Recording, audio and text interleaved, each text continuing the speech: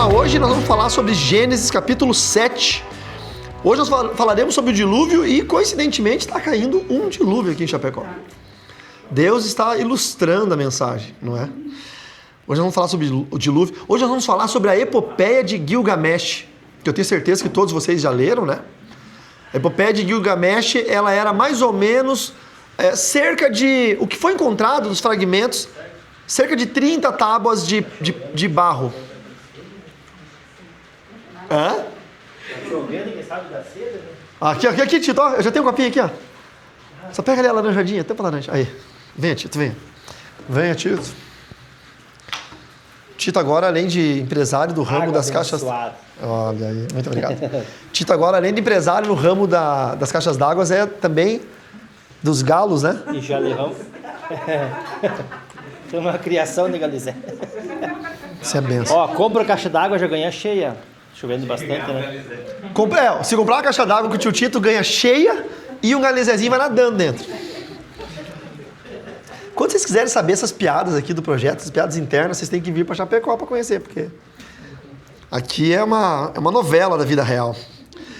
Então, vou falar sobre a epopeia de Gilgamesh, que é o quê? É um escrito babilônico antiguíssimo. Ele foi encontrado, essas aproximadamente 30 tábuas de argila, escritas no idioma antigo, babilônico. Foi encontrado aproximadamente uns 2.400 anos antes de Cristo. Mas como todo escrito antigo, antes dele havia o conhecimento oral. Toda a lei, toda a história era oralizada. Pra vocês terem uma ideia, a lei de Deus... A gente vai ver isso hoje. Nesse capítulo, é muito legal, porque a gente vai ver a Torá Shebealpé. Olha que nome louco de hebraico. Torá Shebealpé, que era a lei vocálica, a lei que era falada de pai para filho, e eles levavam tão a sério que eles guardavam. Vocês já leram na Bíblia várias vezes falando assim, ó, digam isso aos seus filhos e os filhos aos filhos destes, porque essa era a Torá Shebealpé. O pai reunia, contava para os filhos. O que foi que Adão fez com os filhos ali, Caim e Abel? Porque a gente sabe do sacrifício que eles fizeram errado, a gente já viu isso nos outros estudos, porque eles sabiam como que era o sacrifício. Tinha uma lei escrita? Não tinha. Era vocálica, era contada de pai para filho. E essas histórias, como a gente vai ver hoje do dilúvio, tem bem mais de 10 civilizações antigas que contam a história de um dilúvio único e mundial. Inclusive os incas têm uma história sobre isso. A mais famosa é a história do povo babilônico, que é a epopeia de Gilgamesh, que foi encontrado essas 30 tábuas, pouco mais de 30 tábuas de barro, de argila, ressecados, escritos, contando, né, que um deus babilônico decidiu acabar com toda a humanidade, e um outro deus, chamado Ea, chamou um homem da época, que agora não me lembro o nome, e contou em segredo para ele, olha, vai vir um dilúvio, vai matar todo mundo, faça um barco para salvar você e sua família. E, incrivelmente, 8 pessoas da família. Entendeu? Então, assim, e essas histórias... Se você for pegar a cronologia, o livro de Gênesis possivelmente foi escrito entre 2.800 e 3.000 anos antes de Cristo. Então, Gênesis, por Moisés, foi escrito antes dos escritos babilônicos. Tá? Então, a Gênesis é anterior à Babilônia. Moisés está no Egito, né? Então, a Babilônia vai tomar Israel bem depois. Não é? Mas veja, já tinha essa história de um dilúvio mundial único em várias civilizações. Eu até anotei no meu celular... É até interessante a título de informação, né? Vou ler rapidamente para vocês.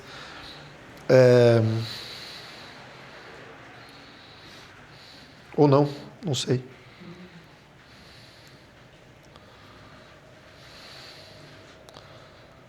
Aqui, ó. Então vamos lá.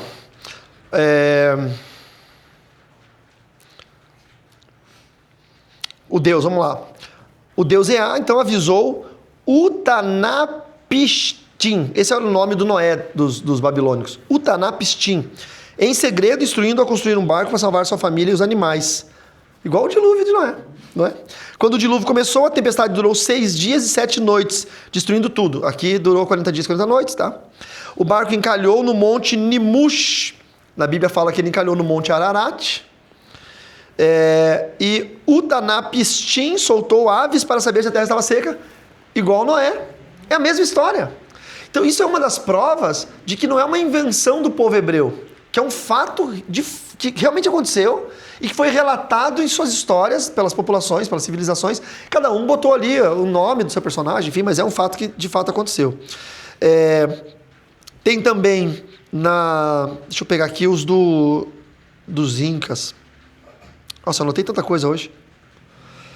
Vamos lá. Então, na mitologia grega, a história de Deucalião e Pirra, que sobreviveram ao dilúvio jogando pedras para trás, que se transformaram em novos seres humanos para repovoar a Terra. Na tradição hindu surge a lenda de Manu, que foi avisado por um avatar do deus Vishnu sobre o dilúvio e construiu um barco amarrado a um grande peixe para alcançar segurança. Loucura, né? Tem também na tradição nórdica, onde o gigante Ymir é derrotado, seu sangue causa um grande dilúvio, do qual apenas um casal de gigantes, que é Bergelmir e sua esposa, consegue escapar dentro de uma arca. Muito legal, né? Na tradição inca, o deus Viracocha criou os homens, mas como eles não seguiam seus mandamentos, ele causou um grande dilúvio. Apenas um homem e uma mulher sobreviveram escondidos dentro de uma caixa de pedra. Na tradição inca, é tudo muito parecido com a história bíblica.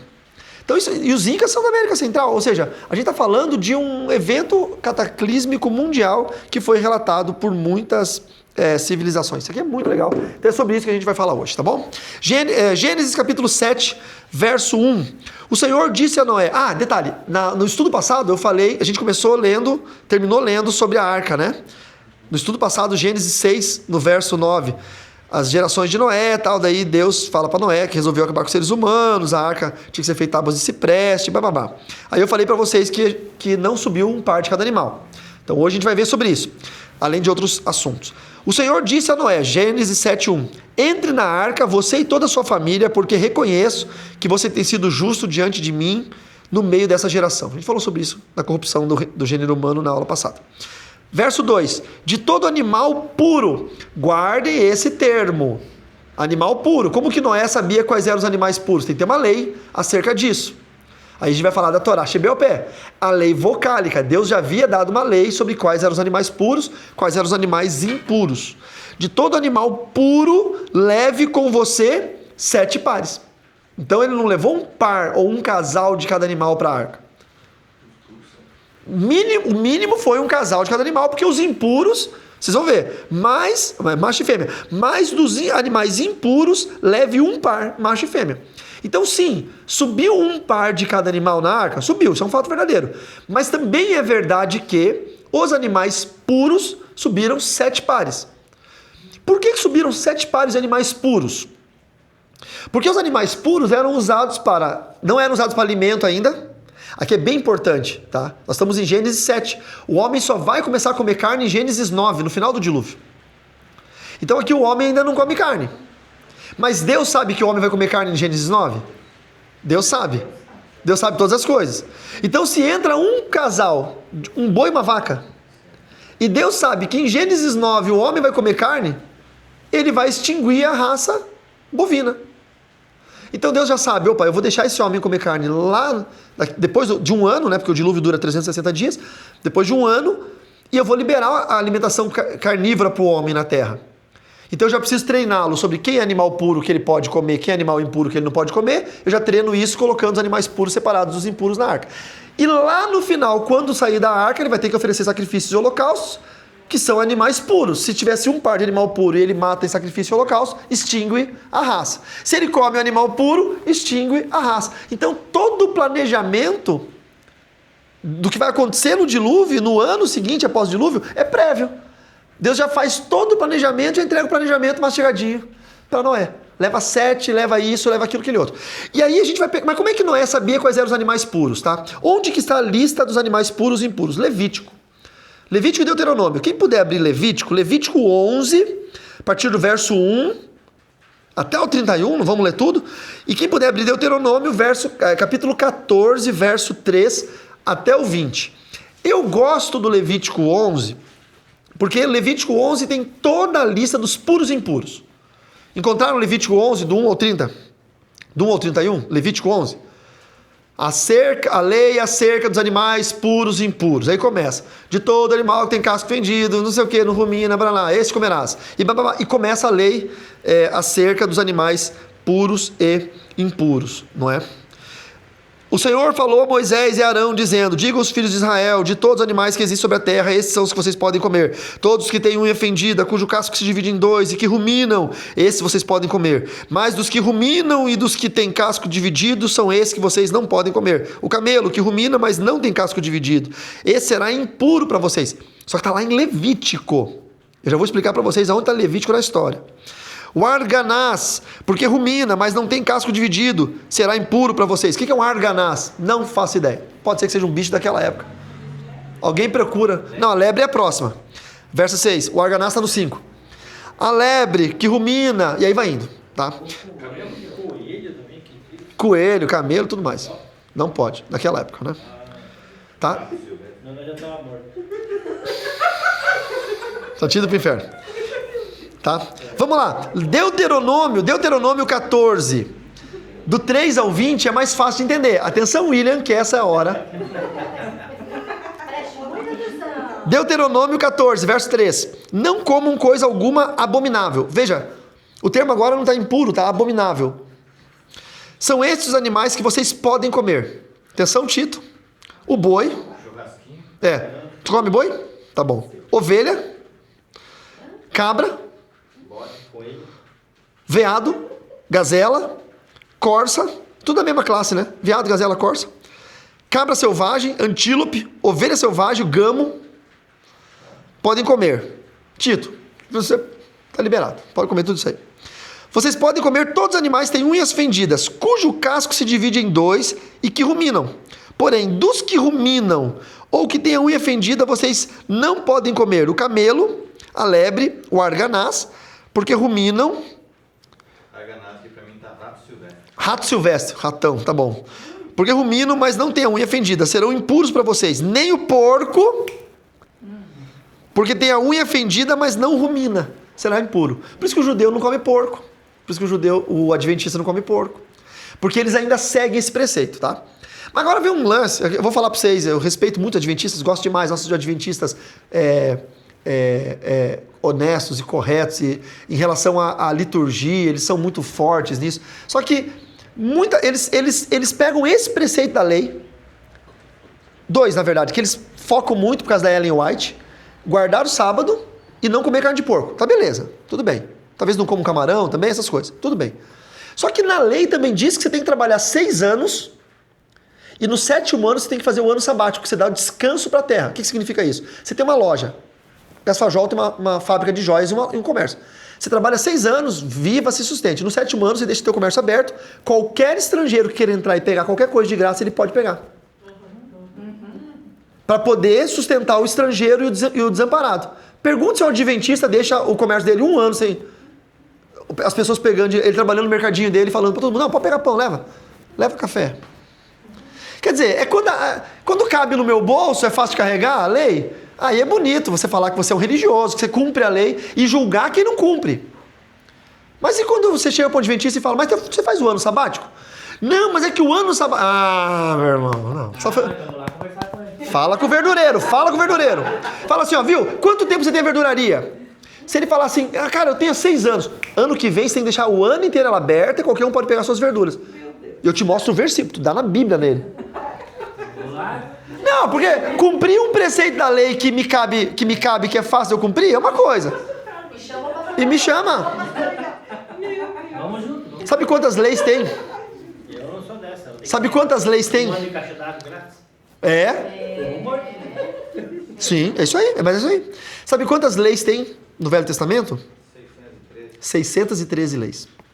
Ah, mas não é só 10, os 10 mandamentos? Os 10 mandamentos são o extrato das 613 leis. É tão pesado que o próprio Deus disse que o povo não podia mais suportar. Foi por causa das leis que Deus enviou Jesus. Porque já era impossível suportar. Ninguém mais seria salvo. Você pega Isaías capítulo 1 e você começa a ler o profeta Isaías falando em nome de Deus, dizendo, eu não suporto mais a associação solene de vocês. Eu não suporto mais os sábados. Usa o termo sábado, a reunião solene de vocês. Por quê? Porque era um bando de pecador cumprindo uma regra e achando que essa regra era algo que poderia salvá-los. Sendo que os preceitos que Deus queria não existiam no coração deles. Então acaba que isso um fundamento religioso que mais destrói o cristianismo. A gente chama de fundamentalismo religioso, que é quando o cara tem ele é legalista, ele tem uma lei, ele usa isso como doutrina e ele é exclusivista. Se você não tiver a mesma doutrina que eu, você não vai para o céu, mas eu vou. Aí se você é exclusivista, o exclusivismo é característica do quê? De uma seita. Então é muito complicado, tá? Muito complicado. Então daí você vai perguntar, mas pastor, o William que é novo aqui no estudo, mas não tá, a Bíblia é verdade? 100%. Mas não está escrito que não pode comer porco? Está escrito aqui. E por que a gente come? Aí você vai pegar lá para frente no Novo Testamento, quando vem a graça, quando tem a Santa Ceia, que Jesus levanta o cálice na última ceia antes de ele ser crucificado, ele pega o cálice e ele diz, este é o cálice da nova aliança no meu sangue. A velha aliança é tudo que tem antes de Jesus para trás. Então a nova aliança, ela cumpre a lei. Ela não apaga nada da lei, mas ela diz assim, ó, a lei acabou aqui, cumpri a lei. Agora, a partir de aqui, eu tenho a graça. Eu termino esse episódio e agora eu começo um novo episódio com esse preceito que é a graça. Se eu carrego a lei desse episódio para esse aqui, eu anulo a cruz de Cristo. Então, quem traz a lei para hoje está crucificando novamente Jesus. E aí complica, hein? Porque os judeus cumprem, aspas, a lei e os judeus recusam Jesus. E aí se você me perguntar se o mesmo Deus dos judeus é o mesmo Deus dos cristãos, eu vou dizer que sim. É o Deus único, Criador dos céus e da terra. E o judeu vai para o céu se ele crê no mesmo Deus? Não. Por quê? Porque aquele que rejeita o filho, rejeita o pai. Então, o judeu não é mais o povo de Deus. Não, mas o judeu é o povo escolhido. É porque você está lendo o Velho Testamento. E ali ele era o povo escolhido. Até chegar o Messias. João capítulo 1, verso 11. Ele veio para os seus judeus, povo escolhido. E os seus o rejeitaram. Mas a todos quantos o receberam... Por que a palavra de Deus diz que nós somos enxertados na videira? Porque nós não somos ramos oriundos da videira, que são os judeus. Nós somos um enxerto. Um povo que não merecia reconheceu Jesus como Salvador, como Senhor, como Messias e foi enxertado na videira. E aquele povo que era escolhido, os judeus, que não reconheceu, foi cortado porque era um galho que não dava fruto e lançado no fogo, onde é inextinguível a chama. Para mim é tão claro isso, mas tem gente que parece que tropeça na verdade.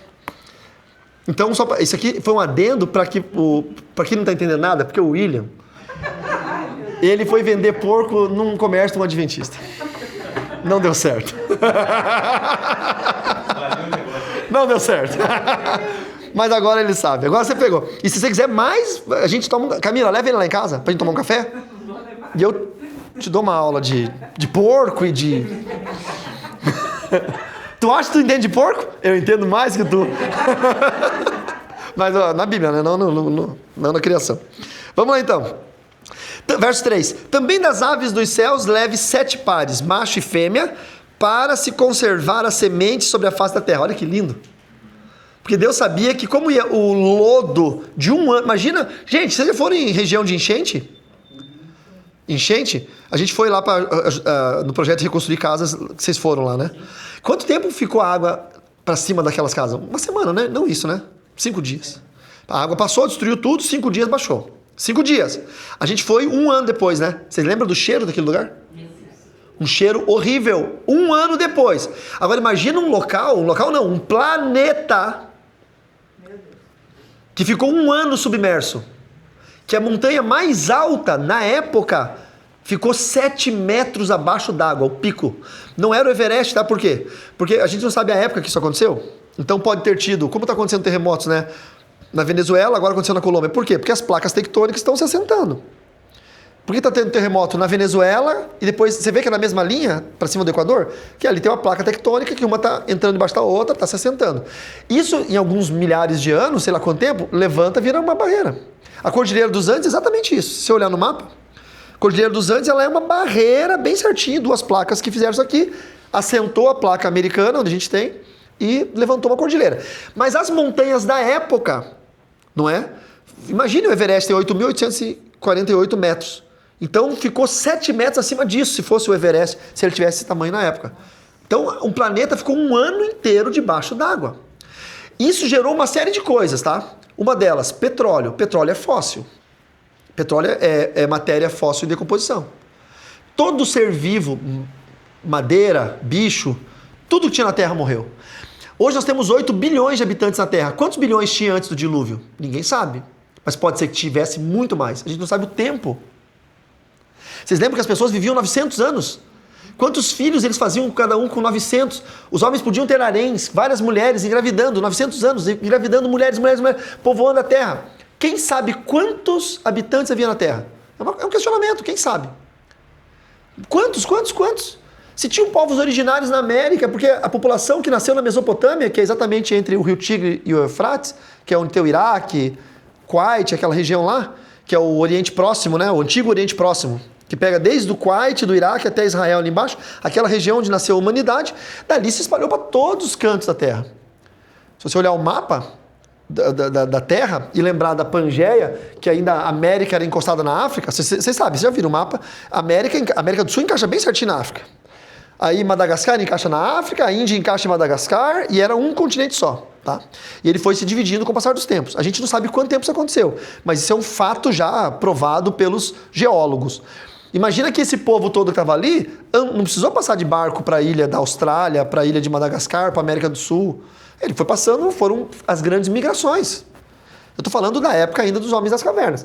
Então, quantos habitantes havia sobre a Terra quando veio o dilúvio? Quantos animais, não é? A extinção dos dinossauros aconteceu com o dilúvio? Sabia que tem uma linha que pensa nisso? Ah, mas não caiu um asteroide, um cometa, sei lá que raio caiu na Terra? Caiu. Mas quem garante que de fato a ciência está falando que esse é o motivo pelo qual os dinossauros foram extintos? Talvez não foi o dilúvio. A gente não sabe, ninguém sabe. Foram extintos antes, talvez, do dilúvio e aí não entraram na arca? Que é uma pergunta que os jovens sempre me fazem, né? Tinha dinossauro na arca? A gente nunca vai saber que bichos tinha na arca.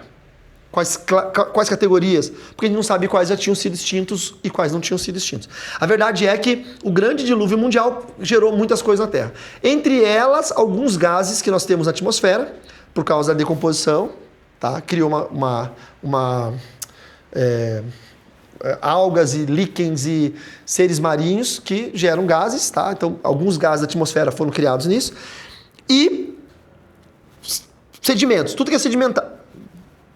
Rochas sedimentares, a gente vê em grandes montanhas, tem um estudo muito legal de uma universidade cristã nos Estados Unidos, que eles fazem estudos sobre estratigrafia. Então eles vão naquelas grandes montanhas lá, que tem 3, 4 mil metros de altura, e eles cavocam as montanhas assim, tiram aquela camada e vê lá conchas, coisas que são do mar. Como é que tem concha do mar ali, se está 3 mil metros acima do nível do mar? Porque um dia ali foi mar. Então, enfim, foi um grande dilúvio, tá? E aí no verso 4... E aí Deus mandou 7 pares de cada ave, porque a terra ia ficar imprópria para tudo, e aí para poder fazer com que voltasse a ter plantações, né, árvores, enfim. Porque daqui 7 dias farei chover sobre a terra durante 40 dias e 40 noites, e farei desaparecer da superfície da terra todos os seres que fiz. Verso 5. E Noé fez tudo como o Senhor lhe havia ordenado. Pergunta, se Noé tivesse feito uma coisinha do jeito dele? Só uma coisinha. Tipo, Deus falou, a arca vai ter 150 metros. E Noé fala... eu acho que não precisa tudo isso. Deus sempre foi exageradão, né? Mas é com 130. 100. Uma arca um pouco mais otimista, minimalista. Né? Tava tudo errado, cara. Porque os peixes não entraram, né? Qual que é o único bicho que não entrou na arca? Os peixes, né? Porque eles ficaram pra fora. Era água. Os peixes não entraram. Os peixes não entraram, né? Ficou tudo pra fora, os peixes. Morreram afogados? Os peixes morreram afogados. Não, depois que a água baixou. Mas continuou mares e rios. Né? E sabe que uma dúvida é sobre a água salgada, sabia? Eu não consegui chegar no rio a hora que baixou a água. Você sabe que a ciência não consegue explicar 100% por que o mar é salgado e o rio é doce, né? Não sabe por quê. Porque tem salinidade. Não, mas por que no mar tem sal e no rio não? Eles não sabem. Mas tem várias teorias loucas, tá? Uma delas é quando Deus chorou e a lágrima de Deus caiu no mar, ficou salgado. Que eu acho absurdo. Mas, e no dilúvio? Você entendeu? E como é que foi para dividir depois rio doce e mar salgado? Deus. Deus é o Criador, Deus resolve. A gente não sabe se naquela época o mar já era salgado, talvez o mar fosse doce, ninguém sabe. Ninguém nunca vai saber. Quando a gente morrer, irmão, chegar na eternidade, vai ter um telão lá. Vai perguntar lá. E você vai perguntar, Senhor, o mar era doce antes do dilúvio? Não dá para saber. Noé, verso 6, Noé tinha 600 anos de idade quando as águas do dilúvio inundaram a terra. Noé construiu a arca, irmãos, com mais de 500 anos. Com mais de 500 anos. Quantos anos você tem e às vezes você fica assim, minhas casas. É o teu LD, qual é? LDL, qual é? Logo Deus leva. Teu LDL tá alto, logo Deus leva. Por causa das águas do dilúvio, Noé entrou na arca com seus filhos, sua mulher e as mulheres dos seus filhos. Dos animais puros, dos animais impuros, das aves, de todo animal que rasteja sobre a terra, entraram para junto de Noé na arca, de 2 em 2, macho e fêmea, como Deus havia ordenado a Noé. E aconteceu que depois de 7 dias vieram sobre a terra as águas do dilúvio. Lembra da epopeia de Gilgamesh? Que na epopeia, na novela de Gilgamesh, 7 dias de chuva. 6 dias e 7 noites. Mas aqui eles ficaram trancados 7 dias dentro da arca antes da chuva. E provavelmente lá fora os homens zombando, né? Ó, os loucos, não sei o que e tal. E aí depois começou a chover. Teve um filme chamado Noé, que os crentes foram sendo revoltados, que tinha uns gigantes de pedra, não sei o quê. Mas esse filme aí, ele era da epopeia de Gilgamesh. A base da pesquisa não era a Bíblia. Era o livro dos mesopotâmios. Então, os crentes acharam que dilúvio tinha a ver com eles pegaram o autor da obra, pegou essas ideias, né? Bom, vamos lá. Verso 11. No ano 600 da vida de Noé, aos 17 dias do 2º mês, nesse dia romperam-se todas as fontes do grande abismo. E as comportas dos céus se abriram, e caiu chuva sobre a terra pela primeira vez. Choveu. Qual foi a data exata da primeira chuva na terra? No ano 600 de Noé, no 2º mês, no dia 14. Caiu chuva durante a terra, durante todas as noites. 40 dias e 40 noites choveu sem parar. Choveu torrencialmente e veio água dos lençóis freáticos. E Deus, é um ato milagroso, e Deus inundou a terra. Nesse mesmo dia entraram na arca Noé, seus filhos sem cães de fé, a mulher deles, mulher de seus filhos, entraram ele todos os animais, segundo as suas espécies, todo o gado, segundo suas espécies, todos os animais que rastejam sobre a terra, segundo suas espécies, todas as aves, segundo as suas espécies, todos os pássaros e tudo que tem asa. De todos os seres que havia fôlego de vida entraram na arca de 2 em 2, para junto de Noé, eram macho e fêmea, os que entraram de todos os seres vivos, como Deus havia ordenado a Noé, e o Senhor fechou a porta da arca. Isso aqui é prova de que realmente era um ato milagroso de Deus.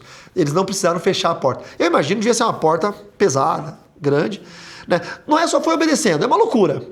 Construir um barco onde não tem mar, falar que vai cair água do céu, todo mundo olhava, como é que vai ter água lá em cima? Não é? Enfim, é uma loucura. E ele foi seguindo essa loucura e no final Deus provou. O dilúvio durou 40 dias sobre a terra, as águas subiram e levaram a arca sobre a terra. As águas prevaleceram e aumentaram muito na terra, a arca, porém, flutuava sobre as águas. A arca não tinha, detalhe, a arca não tinha direção, tá? Não tinha leme, não tinha manche, não tinha vela, ela estava à mercê da vontade de Deus. As águas prevaleceram e aumentaram muito sobre a terra, porém flutuavam sobre as águas. As águas prevaleceram excessivamente sobre a terra e cobriram todos os altos montes que havia debaixo do céu. As águas ficaram 7 metros acima deles. E os montes foram cobertos. E morreram todos os seres vivos que se moviam sobre a terra. Aves, animais domésticos, animais selvagens, e todos os enxames de criaturas que povoavam a terra, e todos os seres humanos. Todos morreram. Tudo que havia na terra seca e que tinha fôlego de vida em suas narinas morreu. Assim foram exterminados todos os seres que havia sobre a face da terra, as pessoas e os animais, os seres que rastejavam e as aves dos céus foram extintos da terra. Ficou somente Noé e os que com ele entraram na arca. As águas prevaleceram sobre a terra durante 150 dias. Prevaleceram no topo. Depois de 150, então são 40 dias. Depois 150, daí elas começam a baixar, e aí no final vai dar exatamente 1 ano, tá? Vamos lá. Como que é a organização disso, tá? Há muito tempo isso tudo foi muito pensado. Tem alguns teóricos que acreditam que os animais, eles tinham uma espécie de sedação de Deus, sabe? Como se o leão chegasse lá e ficasse meio bobo. Mas a conta não fecha. Por quê? Porque o tamanho da arca, ela tinha 3 pavimentos. E a arca só tinha uma janela, um conjunto de janelas na parte de cima de um côvado, 28 centímetros. Você consegue imaginar todos os gases que são formados por excremento? Todos os gases são formados por urina e fezes dos animais. Então tinha que ser o quê? Animal que come pouco. E que excreta pouco. Que tipo de animal come pouco e excreta pouco? Filhotes. Então a teoria mais aceita é que a arca carregou filhotes. Filhotes não são agressivos. Filhotes não se agridem. Filhote não preda. Filhote não preda. Filhote come pouco ou quase nada. E durante um ano que esse filhote fica na arca, quando ele sai da arca, ele está em idade reprodutiva. Para povoar a terra com os animais. Se pega um leão velho, ele pode morrer nesse um ano dentro da arca. Você entendeu? Além do que, quanta carne um leão velho precisa comer por dia, durante um ano, entrava todos os animais da terra e só saía o leão. Depois de um ano, Deus abria a porta e saiu o leão. Aí Deus falava, e Noé? Noé foi o primeiro. Leva um leão doente, gastar com veterinário. Gastar com um dentista. Tirar os dedos. Então a teoria mais provável é que os animais eram filhotes. Porque o filhote não preda, o filhote vai estar em idade reprodutiva, o filhote se adapta a outros animais, vocês viram já institutos de preservação. Ocupa muito menos espaço. Entendeu? Imagina. Ah, não. Noé preparou, sabia o que eles comiam, né? É uma temporada só dormindo também? Sim, sim. Lembrando que também fica aquele lance do ciclo circadiano, você não vê sol, não vê noite, não vê lua, você começa a ficar meio que hibernando mesmo, né? Não é? Ó, moral da história. Moral da história. Hã? Pergunta. Tipo, como é que tinha um oxigênio assim? Depois fora da... Se as árvores morreram, tudo... Folha. Não, mas o oxigênio, na verdade, ele está dentro da nossa atmosfera. Não, sim, mas... A árvore não produz oxigênio. Não, eu digo... O oxigênio está na atmosfera. Tá tudo morto depois. Mas aí... Mas pensa assim, ó. Se você olhar para a Terra, planeta Terra, imaginar um monte de Everest tem 8.000 metros, quase 9.000 metros, você imagina uma montanha muito grande, né? Só que se você olhar a Terra de longe, o Everest é como se fosse um grãozinho de areia no tamanho da Terra, na crosta terrestre. Quando você pensa na camada da atmosfera, a quantidade de ar respirável que nós temos, não tem problema nenhum, nunca vai acabar o oxigênio, entendeu? É como água, né? Nunca vai acabar a água na Terra, porque a água é uma molécula. Então, o que a água que nós temos? Pode acabar a água potável. Mas a água nunca vai acabar, porque a mesma quantidade de H, de hidrogênio, de O, que é oxigênio, vai ter dentro da atmosfera sempre. Não vai escapar para o universo e não vai desaparecer, porque é uma molécula. Então, provavelmente, a água potável que você bebeu hoje, um dia foi xixi de alguém. Porque evaporou, voltou a dividir. Você sabe que a nossa atmosfera ela é 80 e poucos % de hidrogênio. Ó, o ar que a gente respira, ele é 87% hidrogênio, 12% de oxigênio, o resto gases nobres. O pulmão só guarda esses 12% de oxigênio e devolve todo o hidrogênio para a humanidade, para a atmosfera. Então o ar que a gente respira não é oxigênio, é 12% de oxigênio só. O resto é hidrogênio. Então o oxigênio que a gente respira, por causa da árvore, não sei o quê, das algas, bababá, é a purificação desse oxigênio. Mas a gente respira pouco oxigênio. Por isso que quando a pessoa precisa de oxigenação, pega o oxigênio puro, já toma um choque de oxigênio, né? Porque a gente respira pouco oxigênio. O ar que a gente respira, tá? Por isso a gente libera muito gás carbônico.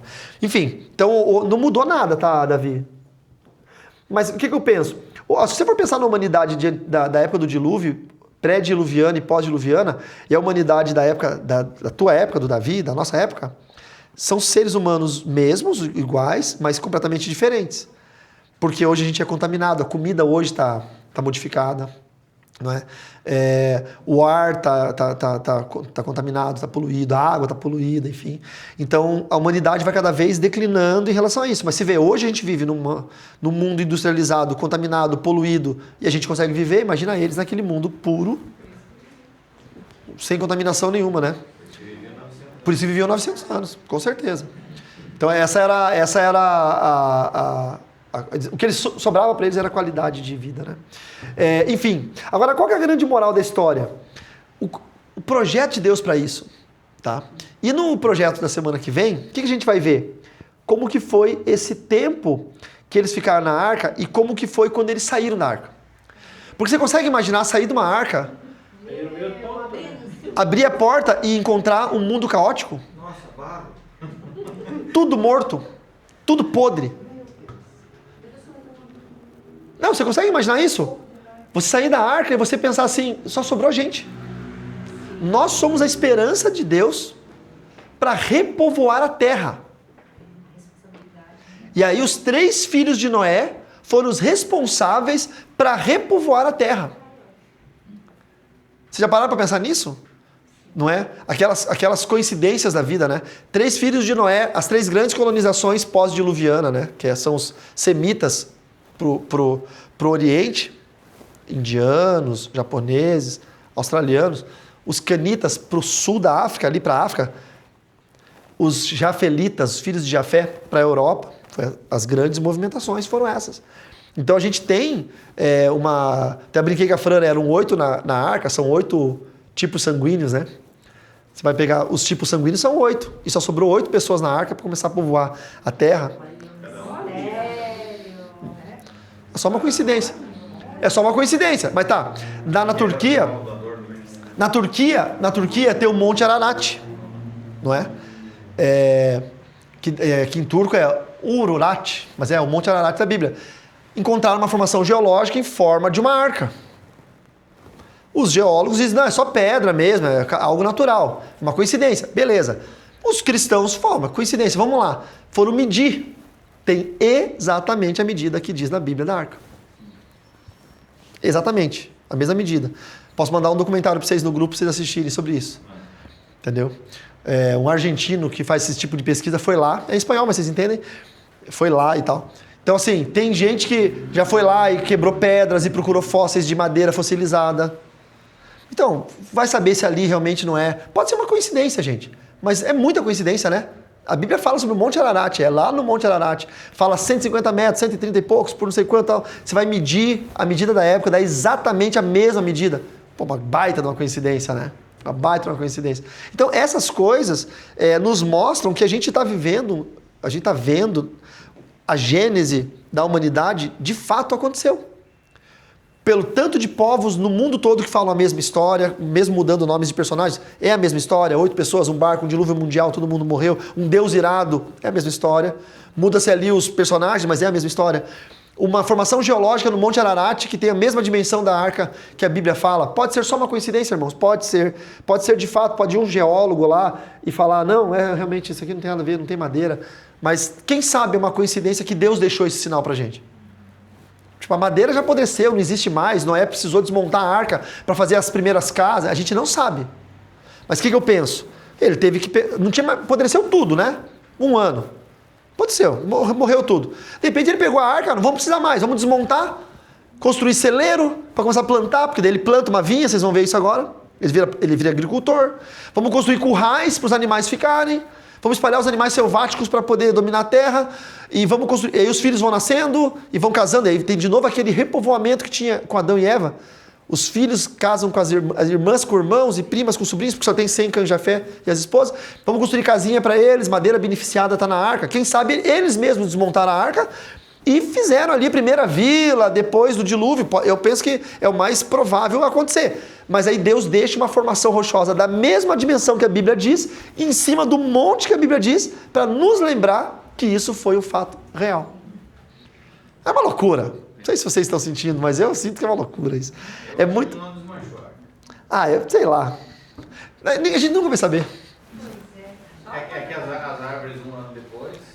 sim. E Sim. Por mais que... E muita madeira fica, né? Mesmo que ficou embaixo da água 1 ano, né? Eu acho que ele dividiu em 4. Vai ser código. Para Noé e para os 3 filhos. Esse parente dele. Parede e meia. Primeira geminada. Meia água. Primeira parede e meia. Primeira casa, parede e meia. Meia água. A Francine conhece bem lá em Toledo, tem bastante parede meia. Cascavel, Toledo. A minha mãe mora numa parede meia. Gente, estudo da semana que vem. Noé sai da arca, encontra um mundo caótico. Noé faz o primeiro altar para Deus depois do mundo caótico. E Deus faz uma aliança com Noé. E essa aliança, Deus promete alguma coisa. Deus fala, não vou mais acabar o mundo desse jeito. E quando Deus faz essa aliança, isso interfere de forma incrível com o satanismo, que viria a aparecer milhares de anos depois. O satanismo se tornou uma religião organizada na década de 50, como hoje, o satanismo moderno, mas sempre teve culto a demônios desde que o ser humano está na Terra. Mas o satanismo organizado é impactado pelo que Deus fez em aliança com Noé em Gênesis 9. Vai ser muito legal para a gente estudar sobre isso, porque vai dar uma pitadinha de batalha espiritual no nosso estudo. Vamos orar. Fez sacrifício a Deus logo depois que saiu da arca? Como? Noé fez sacrifício a Deus? Fez sacrifício. Ele manchou a arca, então. Ele queimou alguma coisa e não tinha lenha. O Tito quer destruir a Queimou a casa. Não, mas dentro da arca, mas a arca era só, ó, mas a arca era uma casa flutuante, ela era sustentável. Noé teve que cozinhar por um ano, comer. Ele tinha lenha, ele tinha feno, ele tinha comida, ele tinha verduras. Noé não comia carne, então ele tinha um milho ali que ele guardou um estoque. Carvão, né? Caixa d'água, da cobra. Ele tinha ganhado uma doceria no dia dos... Ele tinha ganhado. Vamos orar, irmãos, fique de pé. É bom pensar a Bíblia assim, não é melhor? É muito bom. Não é melhor? Vocês vão vendo a Bíblia na cabeça, assim, na imaginação? Vocês Fica imaginam viajando. 3D, é uma Bíblia 3D. Eu gosto demais de imaginar a Bíblia assim, sabe? Parar um pouquinho, às vezes eu sento lá no estúdio e fico assim olhando, fechando os olhos e tentando imaginar como que seria, sabe? Você entende isso? Se colocar dentro de uma arca e ver os bichos e ficar pensando o que... Aquele quadro bonito que sempre tem nas casas de alguém com um dinossauro, lembra? Oh, maravilhoso. Dinossauro e os bichinhos andando, assim. É. Minha avó tinha um quadro assim, né? Aham. Um parque enorme. É. E daqueles dinossaurão grandes, sei lá. Quem sabe? Quem sabe? Né? Eu vou participar dia 5, acho que é, lá em São Paulo, de um programa dos adolescentes lá da igreja. Tipo, não é um podcast, é outra coisa. Como é que chama? É tipo um... Ai, meu Deus. Programa de... Tipo, passa e repassa. Vocês lembram? Sim. Como é que chama isso? Uma gincana, Não, eu tenho outro nome pra isso. Eles falaram o nome, mas eu não lembro. E aí... quiz, Coisa de jovens. Provavelmente eles querem que eu seja do time deles, né? Porque deve ser coisas bíblicas, né? Ou você vai ser os universitários. Ou eu vou ser o juiz, não sei. Mas se for pra participar de uma equipe lá, o timinho mais esperto já me contratou, né? Torta na cara. Torta na cara. E é muito legal, né? Porque eu gosto muito lá de São Paulo, da igreja que eu dou aula, porque os jovens, eles são apaixonados pela Bíblia. Eu dou aula no sábado, né? De manhã e de tarde. Aí sempre sobe o sábado à noite para eu descansar, porque domingo de manhã eu prego e domingo à tarde eu prego. Domingo à noite eu prego. E aí o meu sábado é o meu descanso. Para pegar meus alunos, comer uma pizza. Não tem. Os jovens já falam pro organizador lá, que eles têm um cara que faz as agendas. Carlos Ribas vai estar aí, eu vi na divulgação do painel da igreja lá. Fala para ele vir dar uma palavra pra gente. E às vezes eu falo pros adolescentes às 8 e pros jovens às 10. Porque eles querem fazer pergunta à Bíblia. Perguntas como essa. Tinha dinossauro na arca? E é muito legal isso, né? Que os nossos jovens sejam todos assim, curiosos. Né? E curiosos com a Bíblia. Vamos orar. Deus, muito obrigado pelo estudo de hoje. Obrigado porque nós estamos caminhando na palavra. Obrigado porque nós vamos ver logo, talvez no estudo que vem ainda não, mas logo nós vamos ver que ainda, nessa época de Noé, ainda era a Pangeia, ainda era todos os continentes colados um no outro. Depois os continentes se afastaram e a Bíblia nos mostra isso com clareza. São tantos fatos e dados importantes. Obrigado, Senhor, porque nós vimos que Noé ainda não tinha a lei, mas Noé já sabia a lei, porque aprendeu direto de Deus.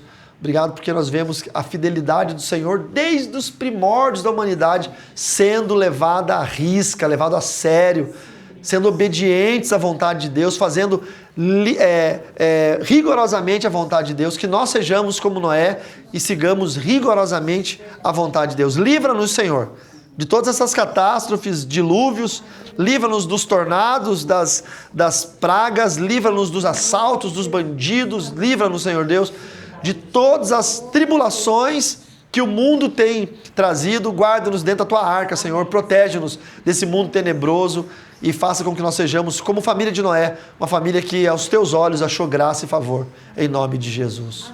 Amém.